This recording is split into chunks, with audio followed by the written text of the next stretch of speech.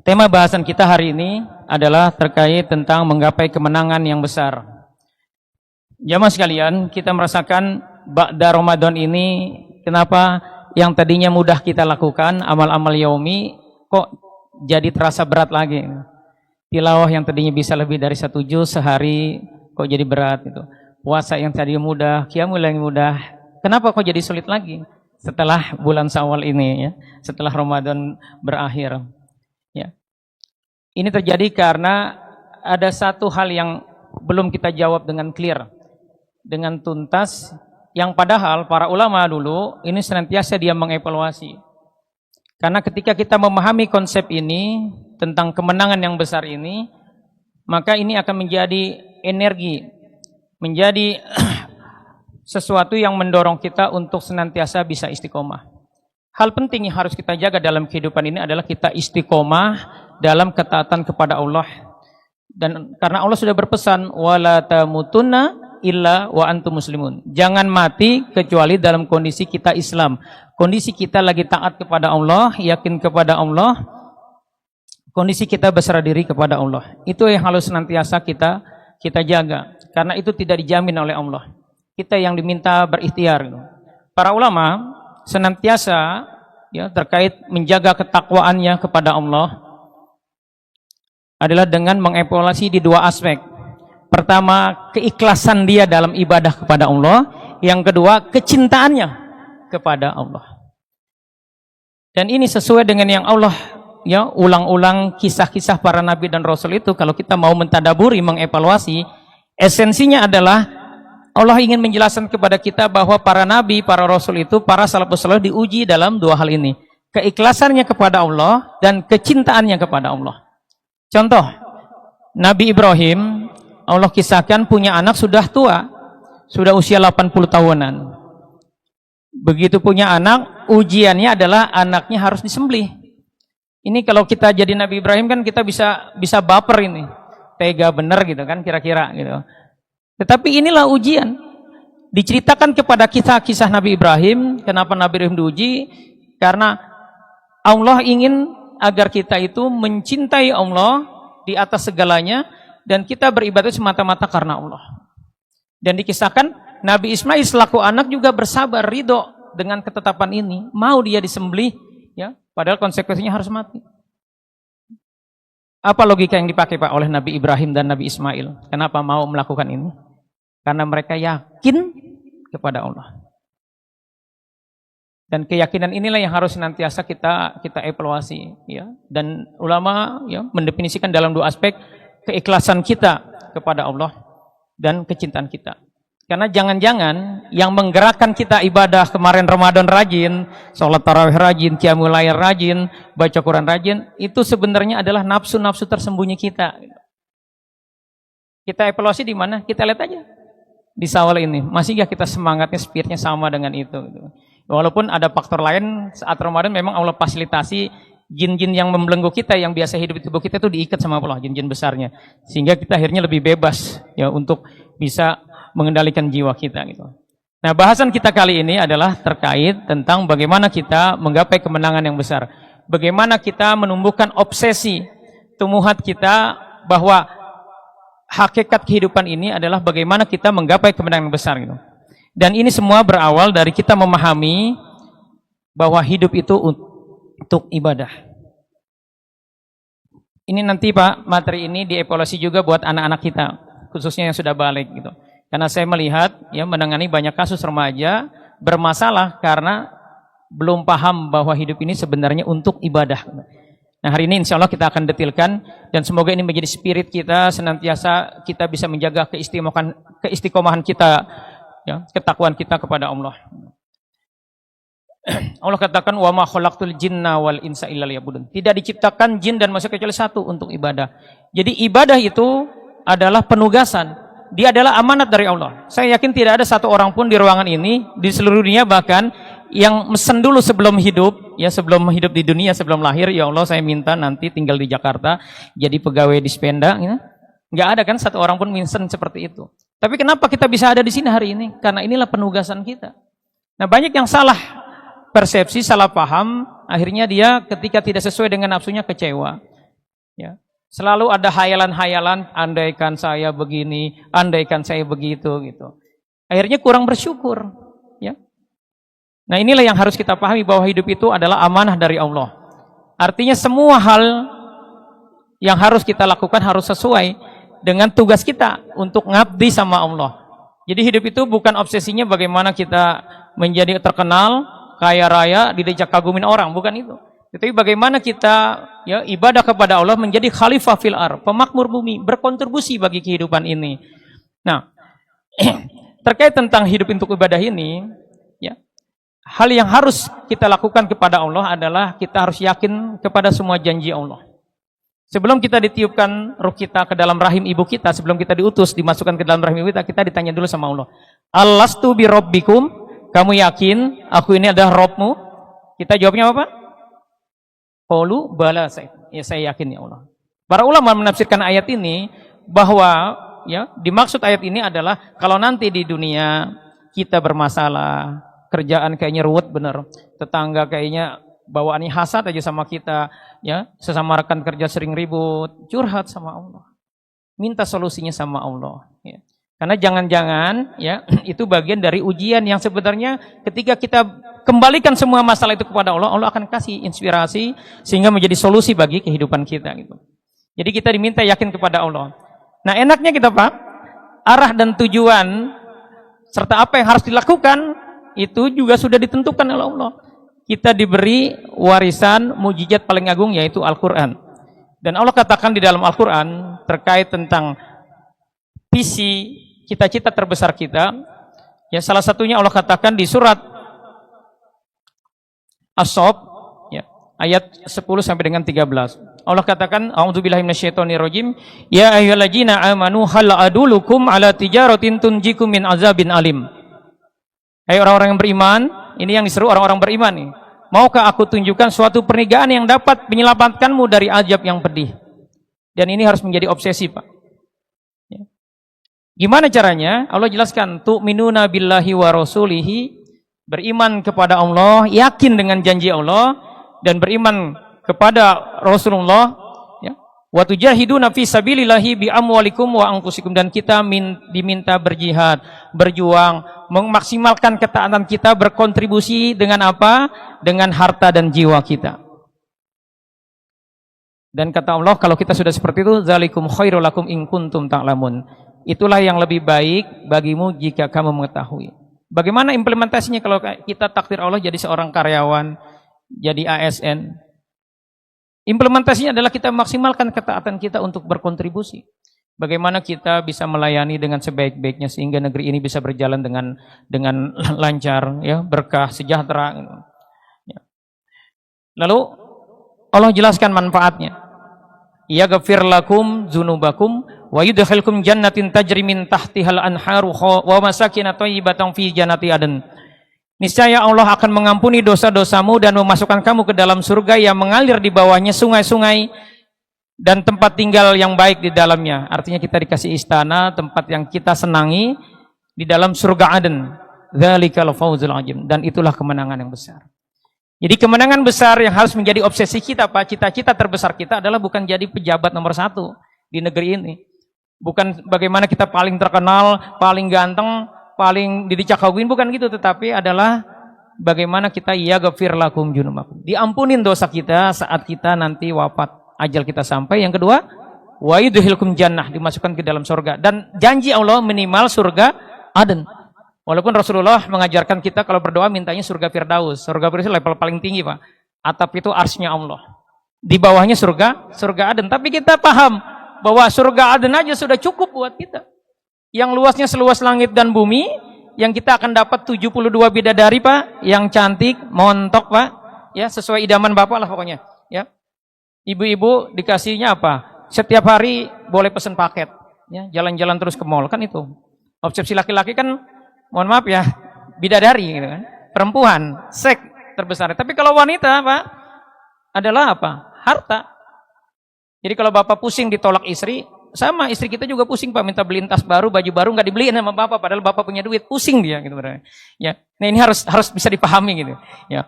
Jadi janji Allah kita akan dikasih istana terbuat dari emas, ya punya lahan luas Pak, jutaan hektar, dapat istrinya berapa? 72 gadis cantik. Yang Jibril, ya kata para ulama, saat survei ke surga Aden, dia ketemu bidadari langsung semaput Pak. Padahal Jibril itu nggak punya nafsu, saking cantiknya bidadari itu. Dan kita bukan dapatnya 2 Pak, bukan 4, tapi 72 bidadari. Coba Pak evaluasi Pak. Bisnis apa coba yang dalam 20 tahun ke depan, ini saya lihat kan wajahnya senior-senior nih. Dalam 20 tahun ke depan, ya, Bapak dikasih kesempatan hidup 20 tahun lagi, punya bisnis yang keuntungannya, profit dari bisnis Bapak itu bisa punya properti jutaan hektar. Istana mewah. Terus bisa punya istri 72. Kira-kira bisnis apa tuh Pak? Nggak ada kayaknya. Tetapi kalau kita hari ini kita komitmen taat kepada Allah, mau memperbaiki diri kita, semangat dalam ibadah, senantiasa tawadu, kita istiqomah, kita takut kepada Allah, ya, nggak teriki-teriki, ya, nggak nyeleneh, nggak mendebarkan nafsu, semuanya dilakukan karena Allah. Maka saat ajal kita sampai nanti, insya Allah kita akan dapat itu semua. Ya. Jadi yang harus menjadi obsesi terbesar kita adalah fauzul azim. Apa fauzul azim Pak? Ya ghafir lakum jurmakum. Diampunin dosanya saat mati, matinya husnul khotimah. Yang kedua apa? Dimasukkan ke dalam surga. Di surat Ali Imran Allah jelaskan, kriteria sukses versi Allah. Ini harus benar-benar dipahami dan menjadi obsesi kehidupan kita. Bahwa kita mau capek-capek berangkat kerja nyari nafkah untuk istri dan anak-anak kita, ya. Diomelin bos kita tetap sabar, ya. Karena kita apa? Sedang mencari nafkah.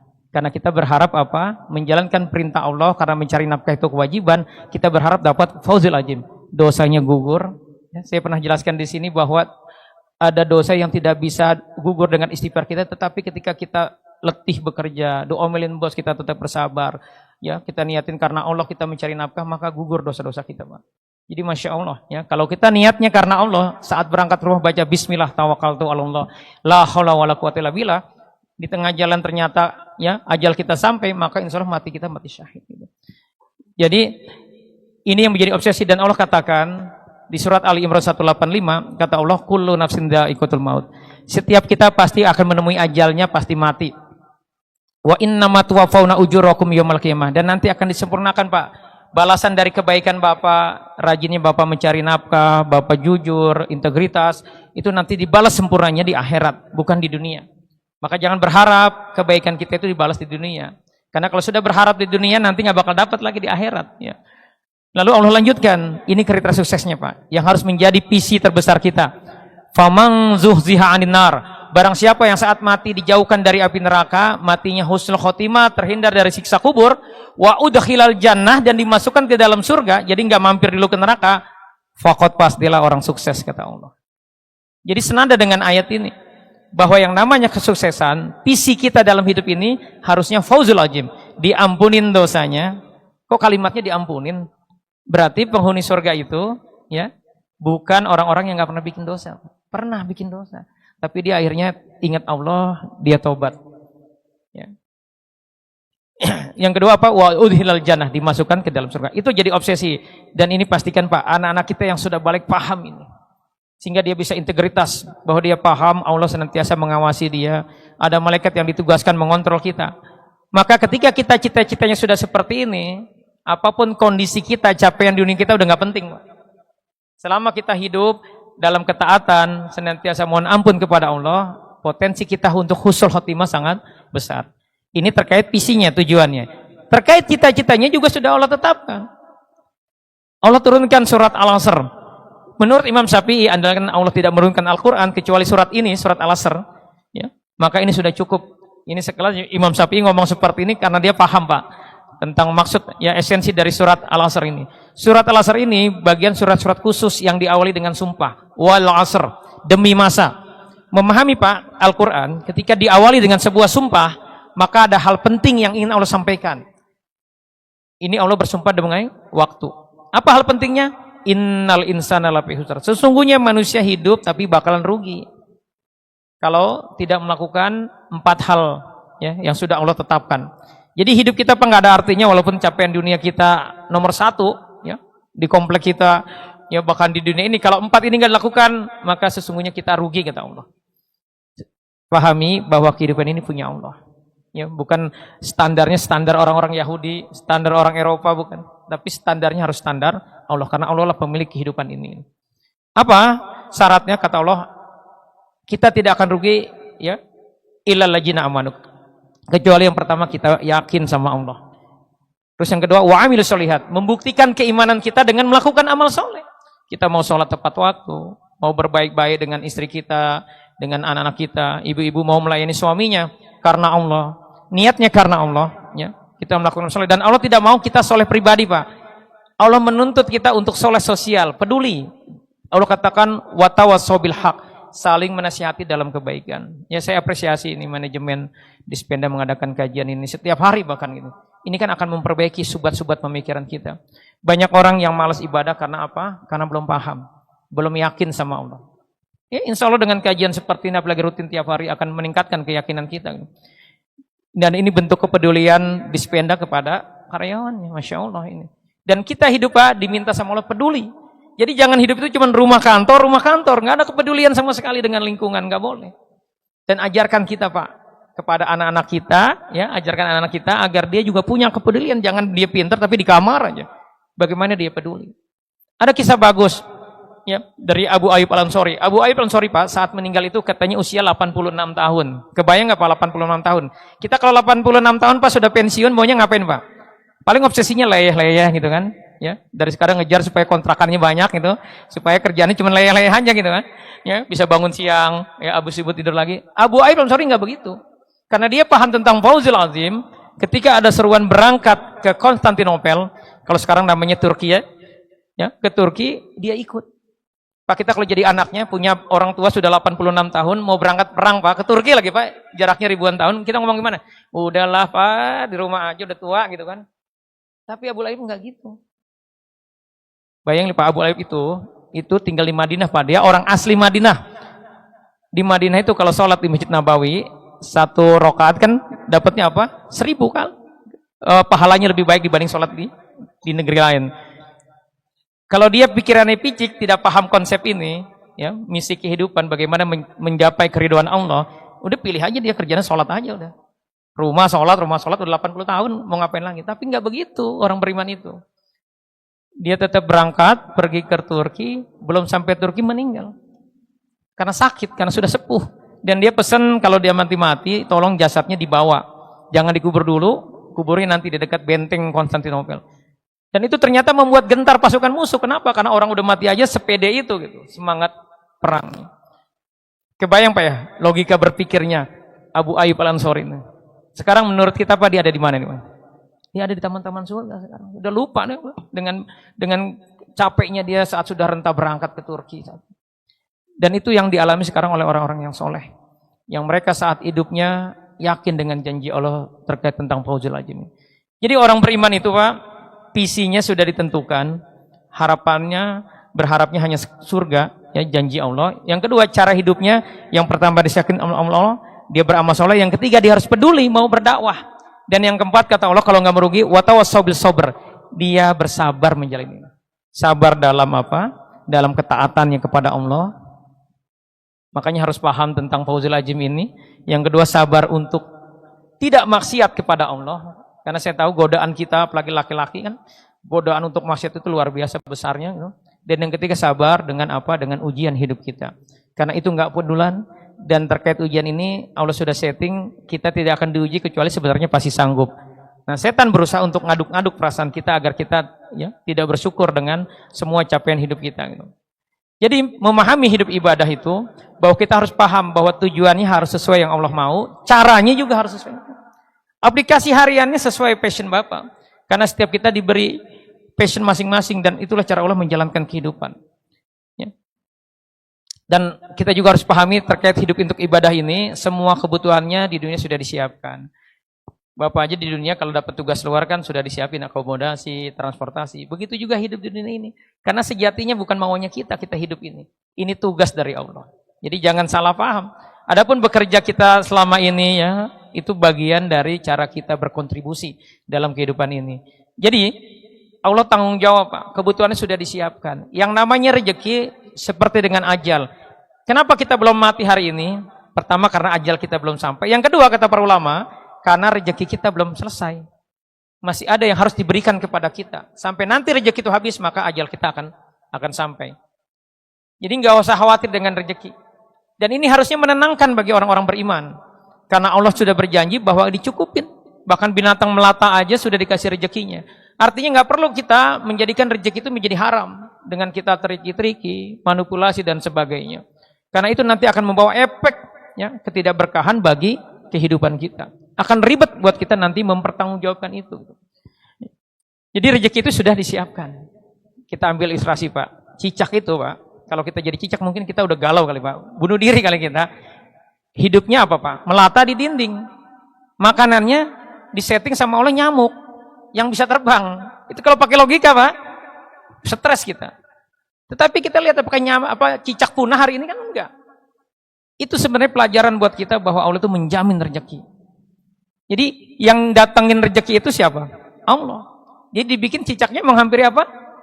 Nyamuknya menghampiri cicak. Cicak-cicak di dinding, diam-diam merayap, datang seekor nyamuk. Kan begitu kehidupan cicak itu. Jadi cicak yang nyamperin. Itulah konsep rezeki. Jadi kita nggak usah khawatir, nggak usah cemas. Kita lakukan aja ahsanu amalan yang terbaik. Rezeki akan dicukupkan oleh Allah. Nah kebanyakan kita kan ya bergaya. Rezekinya 10, gayanya 15. 5 lagi dari mana? Kredit. Akhirnya pusing tiap bulan bayar kreditan gitu. Jadi semua kebutuhan kita di dunia sudah disiapkan oleh Allah. Ya. Jadi jangan sampai ya kita galau dengan ini dan ini merangsang nafsu kita untuk kita akhirnya bermaksiat kepada Allah. Ya. Nah, dan hal berikutnya terkait untuk ibadah ini. Maka kalau kita berharapnya surga, semua aktivitas harus niatkan karena Allah. Jangan sampai Pak, ya penggerak kita adalah nafsu. Jadi penting bagi kita mengevaluasi karena hati-hati nih Pak. Di jiwa kita itu ada nafsu. Nafsu itu adalah ujian buat kita. Jadi waspadalah terhadap nafsu-nafsu tersembunyi. Kita evaluasi Pak. Tadi para ulama mengevaluasi ketakwaannya di 2 hal. Keikhlasannya dalam ibadah. Yang kedua apa? Kecintaannya kepada Allah. Kita ini beribadah karena cinta kepada Allah, karena Allah, atau sebenarnya karena hanya nafsu kita aja. Kita punya niatan-niatan tersembunyi. Ini penting dievaluasi. Karena Allah, ya, di surat At-Taubah sudah menyampaikan asbabun nuzul dari ayat ini adalah peristiwa hijrah. Ya. Peristiwa hijrah para sahabat ketika diperintahkan hijrah dari Mekah ke Madinah, ada sebagian berpikir gini, aduh, kontrakannya udah banyak di Mekah. Asetnya sudah banyak, kebunnya banyak. Masa harus ditinggalin sih? Ada rasa gitu, Pak. Coba Bapak dapat instruksi pindah ke IKN gitu kan, ya. Pasti ada rasa aduh gimana nih, gitu kan. Sama para sahabat juga ada rasa seperti itu gitu. Dan Allah juga tahu, Pak. Tapi ini karena SK-nya jelas dari Allah ya, bukan dari manusia, maka sahabat pergi. Ya, bahkan di sini ada kisah bagus ya sehingga turun ayat ini dari sahabat namanya Damrah bin Jundab. Dia sudah tua. Dia dilema, Pak, karena sudah sakit-sakitan, sakit paru-paru. Dia mau berangkat lemes, nggak kuat karena jaraknya jauh kan itu. Ratusan kilometer antara Mekah dengan Madinah. Sementara kalau nggak berangkat dia akan ditindas oleh kafir Quraisy. Maka akhirnya dia ajamkan berangkat. Nah karena sudah sedang sakit di tengah jalan akhirnya anpal. Lalu dia berbaiat, dia pegang tanah, ya Allah jadikan ini, ya, aku berbaiat kepadamu, aku melakukan ini karenamu, dan aku berbaiat kepada Rasulmu. Dan komitmen ya dari Damrah bin Jundab ini, ya Allah catat dalam Al-Quran diturunkan surat At-Taubah ayat 4 ini. Kita lihat nih Pak, ya. Katakanlah jika bapak-bapak, anak-anak, saudara, istri-istri, kaum keluarga, harta kekayaan yang kamu usahakan, pernikahan yang kamu khawatir kerugiannya, dan tempat tinggal yang kamu sukai adalah lebih kamu cintai dari Allah dan Rasulnya dan dari berjihad di jalannya, maka tunggulah sampai Allah mendatangkan keputusannya. Dan Allah tidak memberi petunjuk kepada orang-orang yang fasik. Nah, kita evaluasi. Kalau hari ini hidup kita masalah terus, istri galak, ya, suami galak Bu, ya, anak-anak sulit diatur, kita sakit nggak sembuh-sembuh, masalah terus hidup ini. Jangan-jangan Pak, itu cara Allah supaya kita evaluasi. Jangan-jangan kita mohon maaf ya, kurang ikhlas, belum cinta karena Allah. Masih karena nafsu, kerjanya karena nafsu, semuanya karena nafsu. Harusnya Pak kalau kita sudah balik itu dirubah, semuanya karena Allah. Para sahabat Pak, terkait tentang keikhlasan ini, setiap baca surat Hud, ayat 15 dan 16, itu selalu nangis Pak. Ya. Kenapa mereka nangis ketika baca surat ini? Kita lihat Pak nih. Ya. Allah katakan, A'udzubillahi minasyaitonirrajim, "Man kana yuridul hayatad dunya wa zinataha nuwaffi ilaihim a'malahum fiha wa hum fiha la yubkhasun." Barang siapa, kata Allah, yang menghendaki kehidupan dunia dan perhiasannya, niscaya kami berikan kepada mereka balasan amal mereka di dunia dengan sempurna dan mereka di dunia tidak akan dirugikan. Jadi bolehkah kita niat sedekah supaya kekayaannya 10 kali lipat? Boleh-boleh aja, tapi kita akan kena kaidah di sini. Maka ya, jangan pernah ibadah karena dunia. Karena gini kata Allah, kalau kita seperti itu, ulaikal ladzina laisa lahum fil akhirati ilan nar wa habitu ma sana'u fiha wa batilu ma kanu ya'malun. Itulah orang-orang yang tidak memperoleh di akhirat kecuali neraka, dan nyata di akhirat itu apa yang telah mereka usahakan dunia, dan batalah sia-sia apa yang mereka telah amalkan. Jadi para sahabat kenapa nangis setiap tilawah baca Quran? Karena mereka paham artinya. Mereka selalu nangis karena mereka takut, Pak. Jangan-jangan penggerak di Islam ini aktif dalam sebuah organisasi, semangat bekerja, ya, ibadahnya bukan karena Allah tapi karena nafsu-nafsu tersembunyi. Jadi penting bagi kita mengevaluasi, jangan sampai kita ria. Karena nanti kata Rasulullah, orang ria ini yang pertama kali diseret ke neraka, bukan koruptor, Pak, bukan pejina, tetapi orang ria. Di dunianya dia dicakagumin karena kesolehannya, tetapi nanti di akhirat dia yang pertama kali diseret gara-gara ria. Nah, ini ada tanda orang ria menurut Imam Ali bin Abi Thalib. Pertama, tidak ada orang tidak semangat. Yang kedua, jika ada orang jadi semangat. Bikin status di sosmed, kalau banyak yang like semangat gitu. Bikin lagi status nggak ada yang like, lemes dia gitu. Terus yang ketiga, jika dipuji tambah semangat. Terus yang keempat, tidak ada pujian, tidak semangat. Nah, kalau kita modelnya begini, hati-hati. Jangan-jangan penggerak kita selama ini adalah nafsu kita, bukan karena Allah. Karena tampak luarnya sama aja, Pak. Karena Allah dengan karena nafsu, tampak luarnya sama aja. Apa bedanya? Bedanya adalah kita akan sering mudah kecewa dengan kebaikan yang kita lakukan kalau itu bukan karena Allah. Nabi Yunus, ya, itu dihukum sama Allah, dimasukin ke perut ikan paus gara-gara Nabi Yunus kecewa dengan tetangganya yang diajak masuk Islam, gak mau. Marah Nabi Yunus kata Allah. Ya. Wajannuna iddahaba mugodiban. Ya. Ketika ingatlah kisah Junun yang dia marah, kecewa karena tetangganya gak mau taat kepada Allah. Berdoa minta supaya tetangganya dihukum sama Allah, sudah ditampakkan sama Allah dibatalin gitu. Kecewa Nabi Yunus, pergi. Belum ada SK-nya pindah wilayah, dia pindah wilayah. Dihukum, disempitin kehidupannya, dimasukin dalam perikmaun. Nah kita kalau ibadah bukan karena Allah, Pak, karena nafsu, kecewa. Dulu waktu bangun masjid nyumbang kita paling banyak semangat. Begitu pemilihan pengurus nggak kepilih, kecewa kita, nggak mau sholat di situ, nggak mau ngaji lagi, keluar grupnya nggak asik nih. Kalau kita modelnya kayak gitu, hati-hati, jangan-jangan penggerak kita selama ini adalah nafsu kita. Karena berharap becak kagum. Ada nafsu-nafsu tersembunyi yang menggerakkan amal-amal kita. Sehingga akhirnya kita mudah kecewa. Maka bagaimana kita menjaga keikhlasan? Pastikan nih, Pak. Ini dilakukan oleh para sahabat, ya, para sahabat Rasulullah, oleh salafus soleh, miliki amal rahasia. Hanya kita, ya mungkin istri kita tahu, bolehlah, ya. Orang lain nggak perlu tahu. Miliki amal-amal rahasia. Dan amal yang paling Allah cintai adalah kebermanfaatan buat orang lain. Jadi kita nggak bisa, Pak, bangga-banggain, ya Allah, ya kan boleh kita bertawasil dengan kebaikan kita, Pak. Ingat ya kisah 3 orang yang masuk gua itu kan bertawasil dengan kebaikan, dan 3 orang ini kebaikannya adalah memberi kebermanfaatan buat orang lain, sama karyawannya, sama ibunya, orang tuanya, sama orang yang dia mau jinahi tapi dia akhirnya tidak lakukan karena takut sama Allah. Jadi itu boleh jadi tawasul dalam berdoa. Jadi bukan ya Allah saya banyak baca Quran nih sehari 2 juz, ya enggak gitu. Pastikan kita punya amal-amal rahasia yang itu bermanfaat orang lain. Sebagaimana Abu Bakar punya amal rahasia, kalau habis subuh itu nyuciin pakaian orang buta, ibu-ibu, janda tua buta di pinggir Madinah. Setiap hari dilakukan, tidak ada yang tahu. Baru kebongkar setelah Abu Bakar meninggal. Ya. Jadi miliki amal rahasia. Ada 3 ciri orang yang ikhlas. Dia merasa sama antara pujian dengan celaan. Melupakan amal kebajikan yang diperbuat. Berharap balasan akhirat bukan balasan dunia. Dan tanda keikhlasan itu, yang pertama, keikhlasan hadir bila Anda takut akan popularitas. Ya, jadi tidak berharap ya terkenal. Karena ada orang Pak, itu sampai stres gara-gara terkenal. Tahu Michael Jackson Pak ya? Itu kan matinya overdosis, obat penenang. Jadi nggak tenang hidupnya. Dan dia anaknya itu kalau kemana-mana ditutupin helm supaya nggak diketahui. Kita berharap populer, dia stres dengan popularitasnya. Jadi jangan berharap populer Pak, berharap itu kita diridhoi Allah. Yang kedua, ikhlas ada saat Anda mengakui bahwa diri Anda punya banyak kekurangan. Maka ini harus menjadi fokus kita supaya tidak ada rasa ujub di dalam diri kita. Yang ketiga, keikhlasan hadir ketika Anda lebih cenderung untuk menyembunyikan amal kebajikan.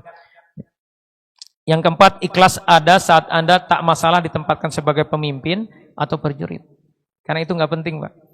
Yang penting itu niatnya karena Allah dan kita lakukan dengan tidak bermaksiat kepada Allah. Yang kelima, keikhlasan ada ketika Anda mengutamakan keridhaan Allah daripada keridhaan manusia. Yang keenam, ikhlas ada saat Anda cinta dan marah karena Allah. Yang ketujuh, keikhlasan hadir saat Anda sabar terhadap panjangnya jalan kehidupan. Karena kita pasti dari satu ujian ke ujian berikutnya. Ya, kita diminta untuk sabar. Ya. Yang kedelapan, ikhlas ada saat Anda merasa gembira jika kawan Anda memiliki kelebihan. Ini hati-hati Pak, jangan ada rasa tidak suka dengan orang lain. Kenapa dia yang diangkat, bukan saya? Terus kita tanamkan ketidaksukaan kita, padahal itu semua takdir Allah.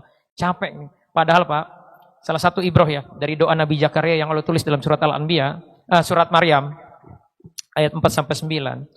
Nabi Zakaria itu kan, itu nggak mustahil Pak, dikabulkan. Karena pertama, dia minta anak Pak ya, usianya sudah 80 lebih. Bahkan kata ulama, usia Nabi Zakaria sudah 90, istrinya 80. Jadi udah akhir, udah tua. Terus dokter sudah memvonis mandul. Itu terucap di dalam doanya Nabi Zakaria. Nanti Bapak tadaburi surat Maryam 4-9. Tetapi mintanya apa? Minta anak. Kok Allah abadikan Pak doanya ini untuk jadi ibrah buat kita bahwa Allah itu Maha Pengabul doa. Kita pelajari psikologi sih Pak. Kenapa doa itu dikabulkan? Karena Nabi Zakaria itu kan dia mengadopsi Maryam. Jadi setiap hari dia kirim makanan. Tapi setiap dia ke mihrabnya Maryam, di dalam mihrab itu dia selalu lihat buah-buahan yang lagi nggak musim. Musim panas ada duren. Ini aneh. Dari mana Maryam? Kata Maryam, huwa min indillah. Ini dari Allah. Dan Nabi Zakaria melihat nih Maryam berkah nih. Nah, dia langsung sholat, doa minta anak. Dan dicerita, istriku mandul, aku sudah tua tapi aku berharap ya Allah punya anak yang meneruskan risalah Islam ini. Dikabulkan. Jadi kita Pak kalau ngelihat ada orang naik jabatan, tetangga beli mobil baru, kita pulang sholat 2 rakaat kita doa. Minta karena itulah salah satu waktu-waktu mustajab kata para ulama. Jadi nggak usah hasad kita. Karena semua itu by design Allah. Ya, takdir Allah. Bisa jadi dia dapat amanat itu, tapi ada tanggung jawab yang harus dilakukan yang bisa jadi kita nggak mampu. Gitu. Bisa dipahami Pak ya? Jadi ikhlas itu ada saat Anda merasa gembira jika kawan Anda memiliki kelebihan. Ya, jadi bukan jadi hasad. Jadi bagaimana agar hidup ini semangat, bahagia, kita bisa istiqomah. Ini yang dilakukan oleh para sahabat Pak. 3 poin ini. Pertama, dia beramal karena Allah. Dan ini penting pada evaluasi. Selalu nih kita mau duduk di sini karena apa nih? Oh, ngantuk sebenarnya. Atau nggak enak nih atasan saya ikut, masa saya nggak ikut gitu kan. Ya. Coba evaluasi. Yang jadi concern kita, setiap aktivitas kita selalu evaluasi. Ini ada pahalanya enggak? Ini niatnya karena Allah enggak? Karena ini tidak pernah kita evaluasi Pak, setan akan menutupi itu. Sehingga kita nanti akan kena hadis dari Rasulullah, kisah 3 orang yang pertama kali diseret itu. Yang pertama adalah seorang guru Quran, mujahid perang matinya syahid. Yang ketiga siapa? Orang kaya yang dermawan. Pertanyaannya, kok bisa dia sampai mati tidak mengistighfar itu? Karena bisa jadi dia tidak mengevaluasi itu. Mungkin dia ikut kajian, dia sholat tetapi karena tidak pernah melakukan evaluasi muhasabah diri, ya. Akhirnya dia belum sempat mengistighfari saat dia masih hidup. Padahal kalau dia istighfari, insya Allah diampuni oleh Allah, ya, dosa riyanya itu. Jadi pertama pastikan kita beramal karena Allah. Ini adalah energi terbesar Pak, yang membuat kita semangat melakukan apapun hasilnya nggak penting, ya. Karena kalau udah karena Allah pasti dapat pahala. Yang kedua, orientasinya akhirat. Ini yang menjadi obsesi. Jadi jangan sedih lagi Pak dengan capaian dunia kita karena itu nggak penting. Yang penting kita jangan malas. Jadi jangan sampai kita memiliki mindset udahlah rezeki sudah diatur, udah saya malas aja gitu. Jangan, kita harus profesional. Selalu improve diri kita. Pastikan semua kita lakukan karena berharap apa tadi? Fauzul azim. Ya ghafir lakum junukum, diampunin dosanya. Yang kedua, wa yudkhilkum jannah. Dan salah satu cara efektif ya untuk kita bisa mendapatkan ampunan Allah, bisa mendapatkan surga adalah kita senantiasa apa? melakukan kebaikan, ya, berkontribusi, niatnya karena Allah dan berharap dapat surganya Allah. Dan yang ketiga, kita ridho dengan takdir Allah, karena belum tentu yang kita inginkan, ekspektasi kita itu terjadi. Karena hidup ini Allah yang setting, bukan otak kita yang setting gitu.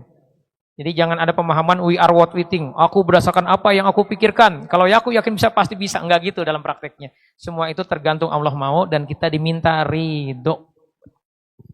Ya. Ini ada satu contoh, kisah bagus dari kisah Rabi'ah bin Al-Ka'ab. Bagaimana memahami Fauzul Azim, Pak ya. Satu saat Rabi'ah bin Al-Ka'ab ini nginep di rumah Rasulullah. Bantu Rasulullah persiapan untuk sholatnya. Semuanya disiapin sama Rabi'ah. Rasulullah kan selalu berterima kasih. Rabi'ah, kamu mau apa? Dia minta, aku minta agar aku bisa menemani di surga. Ini para ulama, Pak, membahas hadis ini keren banget itu. Ini harusnya menjadi obsesi kita, Pak. Dia nggak minta, ya Allah tambahin dong harta saya, ya Allah coba doain biar saya istrinya 4, supaya saya jadi orang terkaya di kampung saya. Enggak gitu mintanya. Mintanya langsung top levelnya, Pak. Minta jadi tetangga Rasulullah di surga. Kata Rasulullah, ada lagi enggak? Enggak, itu aja. Jadi Rabi'ah, Pak, membuat skala prioritas dengan mengedepankan kepastian impian atau cita-cita utama. Cita-cita utama kita kan, Bapak mau capek-capek nyari nafkah. Padahal sebenarnya bisa jadi hari ini gak enak badan, tapi terpaksa harus masuk. Sebenarnya apa sih harapannya, Pak? Hanya sekedar uang itu? Capek kita kalau gitu. Berharapnya adalah Allah ridho dengan kehidupan kita. Jadi Rabi'ah ini Masya Allah ya. Kalau kita benar-benar tadaburi kisah ini, Masya Allah ya. Rabi'ah tidak minta harta, ya, tapi langsung minta surga karena dia paham bahwa visi tujuan kehidupan manusia yang utama adalah masuk surga. Enggak ada yang lain. Dan itu Allah yang setting. Jadi mulai hari ini, Pak, kita fokus ya kepada cita-cita tujuan hidup yang sebenarnya. Karena janji Allah nih, Pak. Yang pertama nih, famanit taba'a hudaya fala yadillu wala tashqa. Maka ketahuilah barang siapa yang mengikuti petunjukku, dia tidak akan sesat dan tidak akan celaka. Dan ini yang penting nih, Pak. Karena seringkali kita galau nih.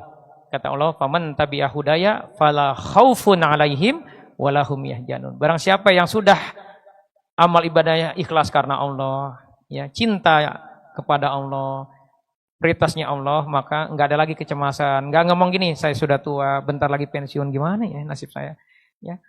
Atau sedih dengan takdir hidupnya. Enggak ada rasa itu kalau kita, Pak, memperbaiki keikhlasan kita senantiasa, ya, memperbaiki kecintaan kita kepada Allah. Ya. Dan ini janji Allah, jaminan kalau kita bertakwa, kata Allah, man 'amila sholihan min dzakarin aw unsa wa huwa mu'minun falanuhyiyanahu hayatan thayyibah. Kita dikasih hidup yang berkah, hidup yang baik kalau kita mau taat kepada Allah. Di dunia aja hidupnya sudah lapang. Jadi yang dibutuhkan dalam kehidupan ini adalah ketenangan, Pak. Jadi evaluasi nih, kita udah sering ikut ngaji. Apa sih, Pak, indikator kesuksesan dari sebuah pengajian? Imannya meningkat. Apa tanda iman meningkat? Akhlaknya lebih baik. Akhlak kepada Allah. Ingat, Pak, konsepnya beribadah itu dua. Hablum minallah wa hablum minannas. Jangan sampai kita mencintai Allah tapi ketus sama orang. Jarang senyum. Maunya ditegur dulu, ya. Terus galak sama orang. Jangan begitu. Kita harus orang-orang yang ramah, ya, yang selalu helpful, ya, senang membantu. Jadi ada hablum minallah wa hablum minannas kalau mau surga. Ya. Saya sudah sering kali jelaskan kan di sini 4 syarat kalau mau masuk surga. Pertama apa? Senang berinfak, senang berbagi, senang berkontribusi. Yang kedua apa, Pak? Wal kadhiminal ghaidz, mampu menahan marah. Jadi enggak pemarah, ya. Kecuali urusan agama. Terus yang ketiga apa? Wal afina 'anin nas, mau memaafkan kesalahan orang lain, enggak nyimpen dendam. Yang keempat apa? Senantiasa memperbaiki. Walajina idza fahalu fahisyatan aw zalamu anfusahum jahrah fastaghfiru. Kalau bikin dosa, buru-buru ingat Allah, lalu istighfar, mohon ampun sama Allah. Baik ya, mungkin ini yang bisa saya sampaikan. Semoga Allah mudahkan kita untuk bisa memahami ini dan mengimplementasikan dalam kehidupan kita ya. Semoga Allah berikan kita husnul khotimah ya.